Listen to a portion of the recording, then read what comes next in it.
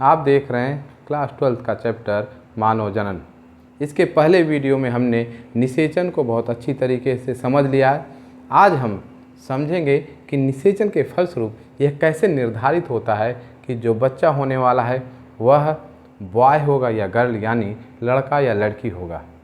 इसको समझने से पहले हम कुछ बिंदुओं को समझते हैं और कुछ कॉन्सेप्ट है जो क्लियर हो जाने चाहिए कि लिंग निर्धारण यानी सेक्स डिटर्मिनेशन, लिंग यानी यह निर्धारित करना कि वह सेक्स क्या है, उसका मेल है कि फीमेल है, और निर्धारण यानी यह निर्धारित कौन करता है कि माँ के गर्भ में जो बच्चा पल रहा है वो लड़की होगा कि लड़का।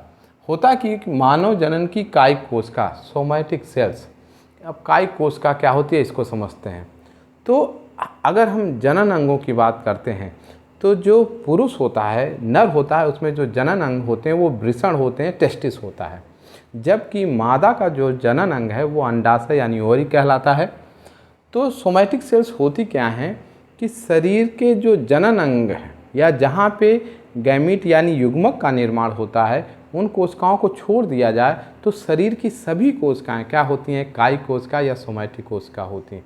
हाथों की कोशिका, हमारे शरीर में कहीं पे भी अगर हम सर की बात करें, पैर की बात करें, हर जगह जो कोशिकाएं होती हैं वो कायिक कोशिका या सोमैटिक सेल्स कहलाती हैं। और इनमें गुणसूत्रों की संख्या कितनी होती है? 46 यानी 46 क्रोमोसोम्स पाए जाते हैं। अब ये क्रोमोसोम क्या होते हैं? जोड़े में पाए जाते हैं। ये उसी तरीके से जोड़े में पाए जाते हैं, फिगर में देखिएगा, ये इसी तरीके से जोड़े में पाए जाते हैं जिस तरीके से कि मौजे होते हैं। मौजे क्या होते हैं? समान रंग के होते हैं, समान डिजाइन के होते हैं और एक साथ जोड़े में रहते हैं। गुणसूत्र भी क्या रहते हैं? इन कायिक कोशिकाओं में जोड़े के रूप में रहते हैं। और जब गुणसूत्र जोड़े के रूप में होते हैं तो उसको हम क्या कहते हैं? 2n कहते हैं। यानी 2 यानी क्या हुआ? पेयर, और n क्या है? n यह प्रदर्शित करता है कि गुणसूत्रों की संख्या या जोड़ों की संख्या कितनी है। अब यहाँ पे लिखा है द्विगुणित। द्विगुणित यानी जब गुणसूत्र जोड़े में पाए जाते हैं तो उनको द्विगुणित कहा जाता है। उस कोशिका की अवस्था द्विगुणित होती है जिसको अंग्रेजी में डिप्लॉयड कहते हैं। अब हम बात करते हैं अगले बिंदु की कि जो मानव की जनन कोशिका होती है, जर्म सेल्स होती हैं, जर्मिनल सेल्स होती हैं, ये क्या करती हैं? युग्मक यानी गैमीट का निर्माण करती हैं।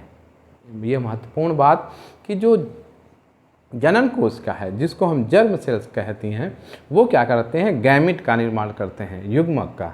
अब ये युग्मक क्या होता है इसको हम समझते हैं। होता क्या है कि जो वृषण होता है, नर में जो जनन अंग वृषण टेस्टिस पाया जाता है, उनमें एक विशेष कोशिकाएं होती हैं जिनको शुक्राणु जन कोशिका या शुक्र जन कोशिका कहते हैं, स्पर्मेटोगोनिया। इनके द्वारा किसका? युग्मक का निर्माण होता है और नर में जो युग्मक गैमीट बनता है वो शुक्राणु कहलाता है, स्पर्म कहलाता है, और उनमें गुणसूत्रों की संख्या आधी हो जाती है। ऐसा क्यों होता है? क्योंकि जो शुक्राणु जनन होता है उसमें एक विशेष विभाजन पाया जाता है जिसको हम अर्धसूत्री विभाजन मियोसिस कहते हैं। अर्धसूत्री विभाजन होता क्या है कि इसमें एक कोशिका से 4 कोशिकाओं का निर्माण होता है और जो वो 4 कोशिकाएं बनती हैं उनमें गुणसूत्रों की संख्या आधी हो जाता है। इसीलिए उसका नाम क्या है? अर्धसूत्र। सूत्र यानी गुणसूत्र, जिनकी संख्या अर्ध यानी आधी हो जाती है तो वह विभाजन क्या कहलाता है? अर्धसूत्री विभाजन। तो जो नर होता है उसमें जो युग्मक बनता है वो क्या बनता है? शुक्राणु बनता है। जबकि मादा यानी स्त्री में जो गैमीट का युग्मक का निर्माण होता है वह क्या कहलाता है? अंडाणु, जिसको एक्सेल कहते हैं। ये अंडाणु कैसे बनता है? जिस तरीके से शुक्राणु शुक्रजन कोशिका से बनता है उसी तरीके से अंडाणु अंडजन कोशिका, जिसको ऊगोनिया कहते हैं, उनसे बनता है। और यहाँ पे भी अर्धसूत्री विभाजन होता है। तो जो युग्मक बनते हैं इनमें क्या होता है? जो गुणसूत्रों के जो जोड़े रहते थे अब वो जोड़े अलग हो जाते हैं, यानी वो मौजे अलग हो जाते हैं और उसमें सिर्फ एक ही मौजा पाया जाएगा, यानी सिंगल गुणसूत्र उन जोड़ों का एक एक कोशिकाओं में विभाजित हो जाता है, जिससे कि जो युग्मक होते हैं चाहे वो अंडाणु हो या शुक्राणु हो उनमें गुणसूत्रों की संख्या 23 होती है। अब ये जो 46 गुणसूत्र होते हैं उनका रोल क्या है और वो कैसे यह निर्धारित करते हैं कि वह जो लिंग है, सेक्स है, वो क्या होगा। अगर हम बात करते हैं 46 गुणसूत्र हैं, तो जोड़े में बात करेंगे तो 23 जोड़े। मानव कोशिका में 23 जोड़े गुणसूत्र पाए जाते हैं।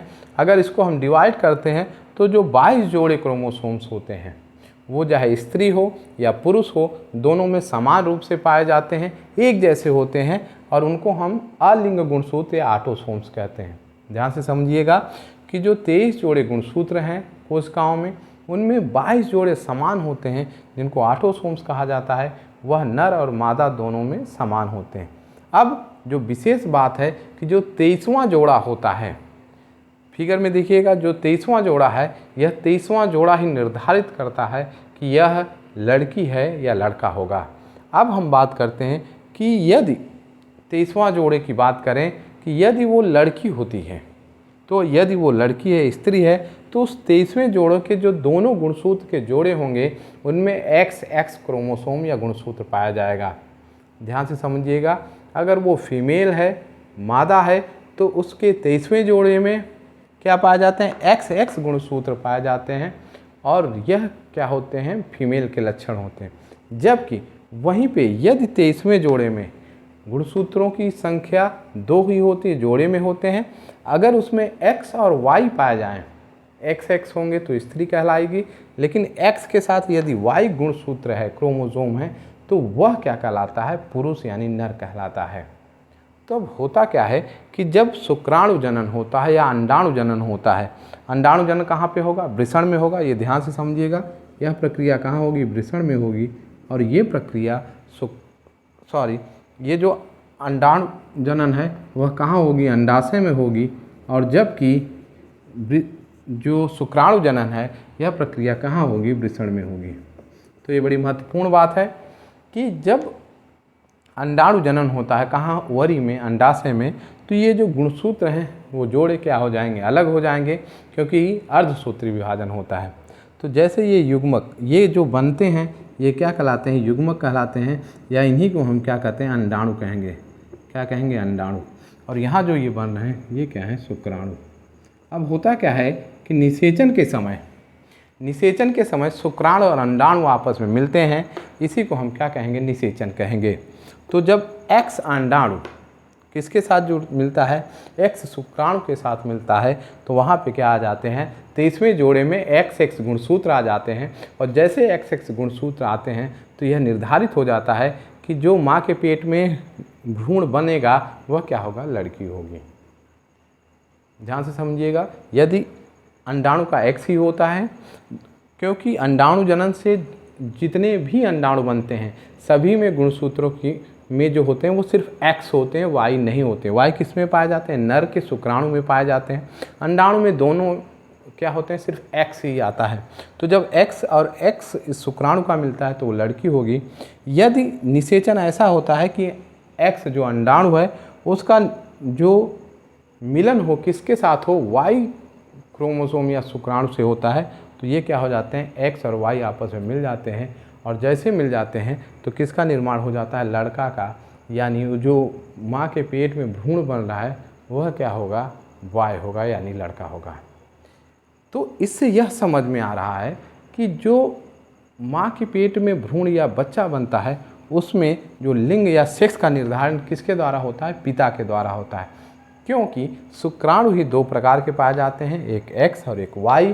यदि X मिलता है अंडाणु से तो लड़की होगी, यदि Y मिलता है तो लड़का होगा।